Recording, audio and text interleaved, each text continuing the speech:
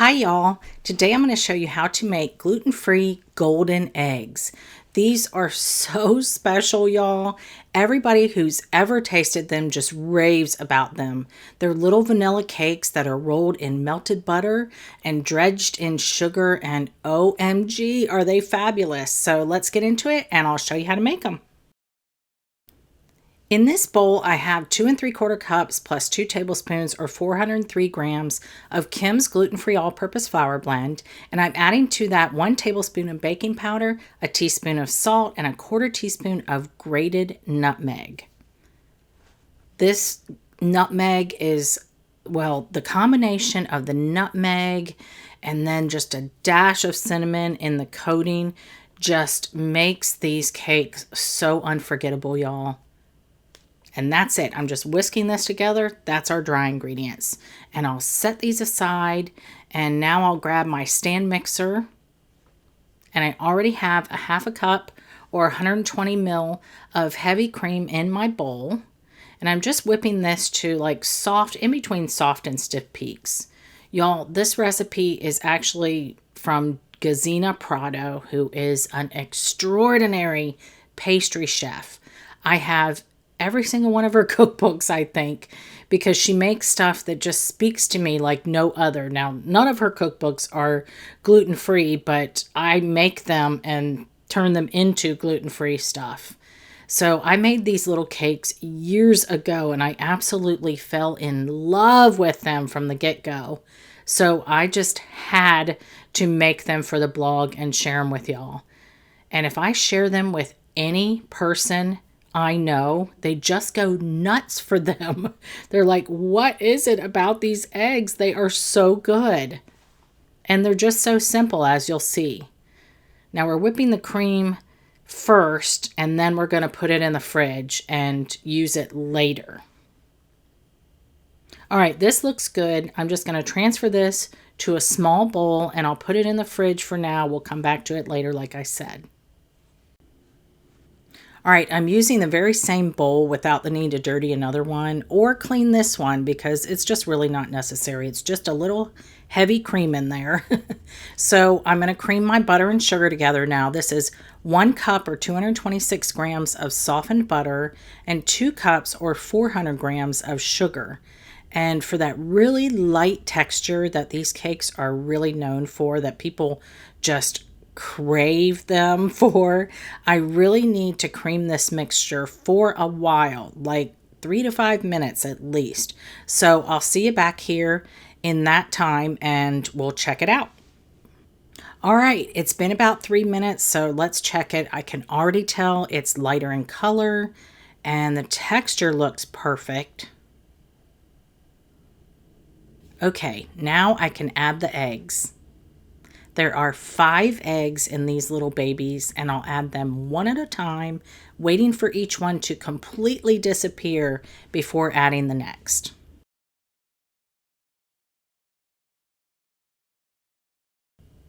And now that they're all added, I'll crank up the speed and whip it for about 30 seconds.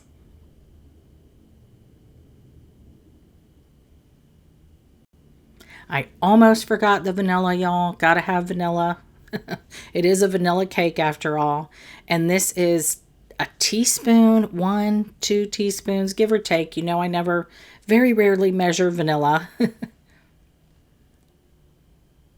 All right, now I'll go ahead and add in about 1/3 of my dry ingredients. And I'll kind of pulse this because you know how this beater attachment that I have flings flour everywhere, but I love how it scrapes the bowl without needing to stop it and scrape it constantly. So that's the price I pay, right? And then I'll add half of the buttermilk, which you'll need for this recipe, 1.5 cups or 360 ml total. And if you can get your hands on whole fat buttermilk, that is the best to use. It really does make a difference in the texture and the taste of these cakes.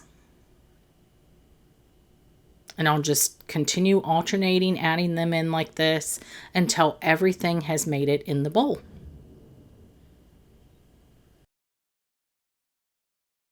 Okay, the batter looks absolutely luscious, but right now I'm going to set this aside and let it rest for just a few minutes while I prepare my pans.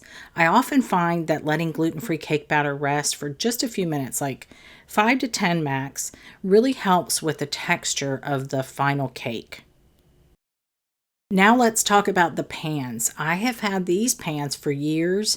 They were made by Wilton, but unfortunately they don't sell them anymore. So to me, they're the perfect size because they're like 3 or 4 bites, but there are so many egg-shaped pans out there. So if you aren't lucky enough to have these kind, here's a few more. I think I have every egg-shaped pan there is on the market these days. I think I got these a while ago on Amazon. And then these smaller ones I got at Walmart, I believe, when I was just looking through all their Easter stuff one year. They're more bite-sized. And then there's also these. They're the biggest ones, and I think I got these on Amazon. I'll put a link for any of these that I know where I got them, if they're on Amazon especially. Any of these will work just fine, but you will need to adjust the baking time for either larger or smaller. All right, I'm going to brush these with melted butter. And when I first made these, y'all, my power went out halfway through the baking process. So when I took the first cakes out of the oven, I don't know if they stuck to the pans because of the power situation or if maybe I needed to flour them as well. I cannot remember what I did years ago when I made these, honestly. So just a word to the wise, if I were you, I'd go ahead and grease and flour these using a little bit of like the all-purpose flour blend. You won't see me doing this in this video because I only got this shot of me greasing them the first time. Anyway, all of the correct instructions are listed properly in the written recipe. All right, on with the batter. Remember that heavy cream we whipped in the beginning? We're going to fold that into the rest of the batter. And this just makes for a heavenly little light cake situation. I brought these to my church group a few weeks ago, and one of the ladies also has celiac. And I think she ate 2 or 3 of them while we were sitting there talking, and then took the rest of them home and ate the rest. And then she emailed me about how good they were. So I told you these things are addictive and they are so, so yummy, y'all. And as you can see, they're very simple to make. It's just little cakes. That's all it is. All right, that's all folded through. So I'll grab my pans.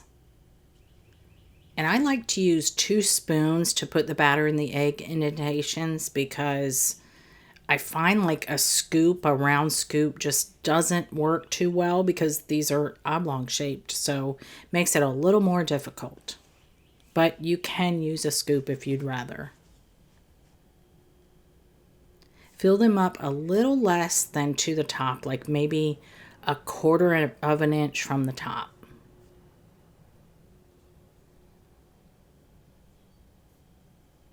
And then I like to use an offset spatula just to smooth the tops a bit. And these are going to bake in a 325-degree Fahrenheit oven for about 20 to 25 minutes. But again, if you're using a smaller or a larger pan, you'll need to adjust that time up or down in whatever direction. All right, these are just out of the oven. They smell so good, y'all. I wish you could smell them. They should spring back when lightly touched. And I'll just flip them over and hopefully they'll all come out. This is the batch that I actually greased and floured. So no problems whatsoever. Awesome. We'll let these cool completely before the final step. Okay, I have a 1/2 cup or 113 grams of melted butter. And then this is a 1/4 teaspoon of cinnamon going into 1 cup or 200 grams of sugar. And I'll just whisk this together real quick.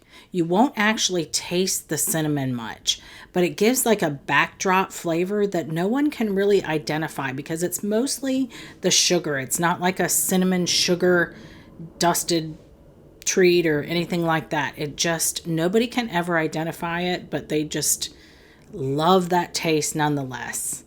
Now you can dip these with your hands, or what I like to use is this candy dipping tool I already have, or a fork would work just fine. I once made these with colored sugars for Easter, but decided I actually like just the plain old white sugar better. But you are welcome to try that if you want to try it. Kids would really like them. Look at how cute these are. But the real test is how they taste, y'all. And that texture, of course, too. If you make nothing else for Easter, you really should try to make these. They will blow everyone away with their light, fluffy texture. And the taste almost reminds me of a sugar donut, but without the frying. So, so good, y'all. Enjoy.